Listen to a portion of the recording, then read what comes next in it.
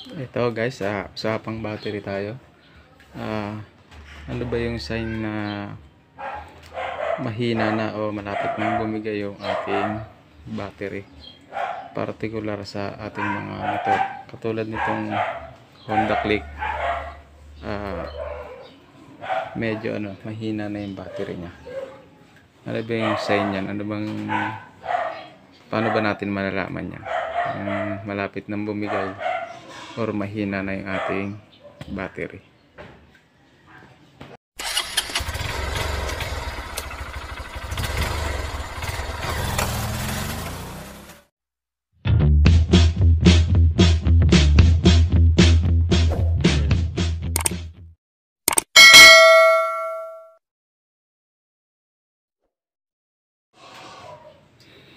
So ito guys, no, papakita ko sa inyo ito, na-stock na siya ng magdamag. Tapos ito umaga, papaanda rin natin. Yan, titignan natin yung voltage ng battery. Bubuksan natin susian. Yan, kita niyo yung voltage nya 11.7.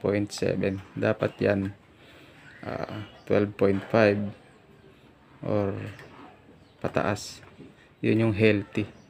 Ngayon ipapa-startin natin, papaanda rin natin. Kung pag nag-drop siya ng mas bababa sa 11 volts or 10 volts something, yun yung sign na mahina na pumondo yung ating battery. Papaanda rin natin.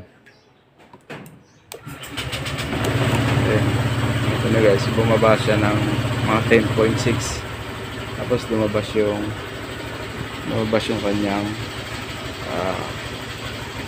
yan yung warning sign na battery. Yan, sign na mahina yung voltahe ng ating battery.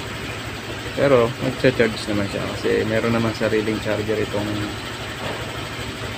naka-built-in charger naman itong Honda Click. Meron sariling charger na nakakonect din sa ECU. Yan, nakita nyo guys. Tapos lumabas yung battery sign. Ibig sabihin na na-detect ng ECU na masyadong mababa yung voltage upon the starting ng motor. So yun na sign na hindi na healthy, hindi na ganun ka-healthy yung ating battery. Dapat ang healthy na battery, ang normal na voltage niya ay 12 volts pataas, 12.5. yun yung pag sinusiya natin, makikita naman agad dito. Tapos kapag pina-start natin sa dapat siya, yung hindi siya babagsak ng 11 volts. Hindi siya papalo ng 10 volts. Dapat pag pina-start natin gamit yung push start, 11 volts pataas. Yun yung healthy na battery, yung goods pa na battery. Minsan nga pag bagong battery, pag pina-start natin, upon start 12 volts pataas hindi siya bumabagsak ng 11. Pero yung 11 volts pataas, good pa yun. Pero pag bumagsak na ng 10 volts something pataas, ito na yung mangyayari, lalabas na yung battery sign. Yan yung kaya lumalabas itong battery sign na yan. Kaya siya lumalabas dahil sa mababang voltage ng battery. Kasi dahil nga na-stock ng magdamag, nadidrain. Kumbaga hindi na ganun yung pondo niya, hindi na ganun kalakas pumondo, nadidrain na siya.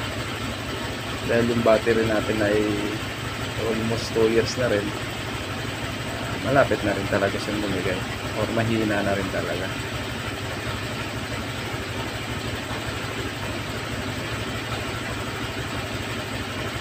Kapag ang battery halimbawa yung inabot ng magdamag at humina na siya, yun, sign na yun na malapit ng bumigay.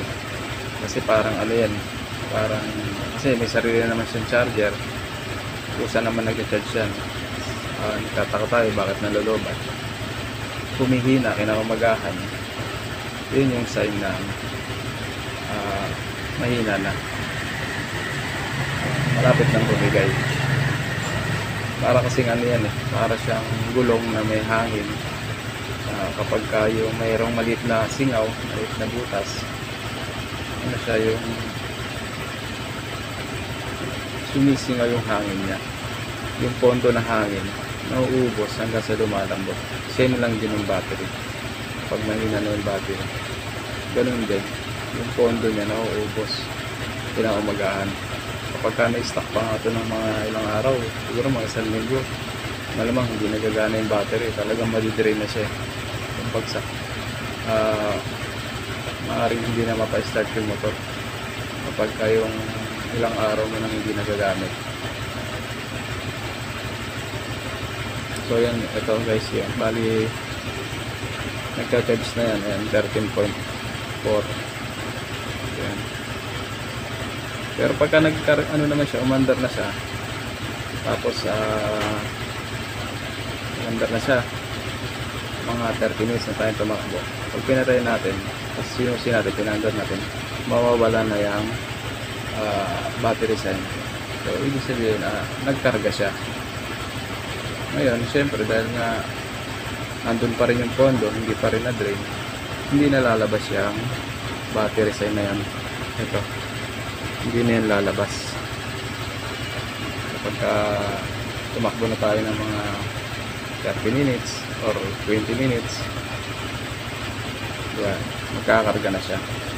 Ngayon pagka pinatay natin yung susi, tapos pinaset natin, hindi na siya lalabas, hindi na lalabas yung battery sign yan dahil nakapag-charge na yung battery at hindi pa siya nade-drain. Kasi nade-drain lang yan kapag na-stock ng magdamag, hindi siya nade-drain. Yun yung sign na pahina na yung battery. Pero yung iba okay naman pag pinatakbo na, then pagka pinistart ulit, pinatay tapos pinistart, mawawala na yung battery sign yan, nagkarga siya. Pero yung battery niya, yung pondo, hindi pa rin nabawasan dahil kakapa-charge pa lang, bagong karga, kaya hindi siya lalabas yung battery sign. Kagaya nito, kanina pa naka-start 13.6. yan.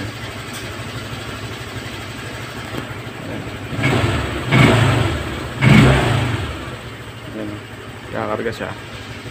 Tingnan nyo, kapag pinatay natin yan, yung engine, yung makina, tapos pina-start ulit natin, hindi na lalabas yan dahil nga hindi naman naitambay yung motor, hindi naman siya na-drain agad, kaya mawawala na yan. Pero yung battery natin, yun nga, yung hindi na siya ganun kalakas ang pondo niya, nauubos agad yung pondo ng battery. Yan, check natin guys, papatayin natin yung engine, tapos papa-startin natin, titingnan natin yung voltage.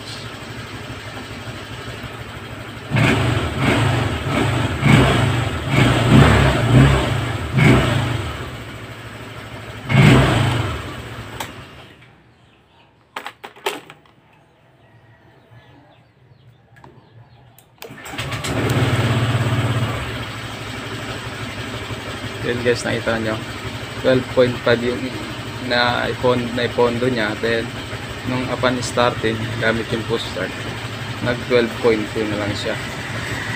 So bagong charge, kaya hindi lumabas yung battery sign. Dahil kakakarga lang, hindi katulad nung magdamag na naitambay, then pina-start, then bumagsak sa 10.6, 10.5, 10.4 yung voltahe ng battery. Yung ibig sabihin mahina yung pondo, ibig sabihin nun malapit nang bumigay ang ating battery. Lalo yung mga ganitong motor, particular yung Honda Click, walang kick, importante yung battery sa kanya. Pero sa mga ibang motor naman na may kick, okay lang kahit malobat na or ano, kasi meron namang kick. Hindi kagaya sa Honda Click na ganito version 2 or version 3, hindi pwedeng hindi siya under ng walang battery. Kahit anong brand na motor, basta bumagsak na siya ng 10 volts, bumaba ng 11 volts, yung sign na yun na mahina na yung battery, malapit na siyang bumigay. Yun yung maging mga sign na mahina na yung battery. Then yung iba naman naka-steady tapos magcha-charge naman, merong ganun na bakit naka-steady lang yung battery sign dyan sa panel. Mas maigi na ipacheck nyo na lang sa mga expert na mekaniko. Baka maaaring may problema sa may nadedetect na mahinang daloy ng voltahe, kaya lumalabas, nare-read ng nababasa ng ECU. Ito guys, no, yan, ganun lang yung sign kung healthy pa ba yung ating battery o hindi na. Basta bumaba ng 11 pababa, 11 volts pababa, yan, sign na yan na malapit na ang bumigay. Kapag ka 12 volts pataas, then upon starting hindi siya bumabagsak ng 12 volts, yun yung healthy na battery, yun yung goods pa. So yun guys, maraming salamat sa inyong panonood. Huwag niyong kalimutang mag-subscribe. Ingat kayo sa pagkalikot ng inyong motor. God bless sa inyo.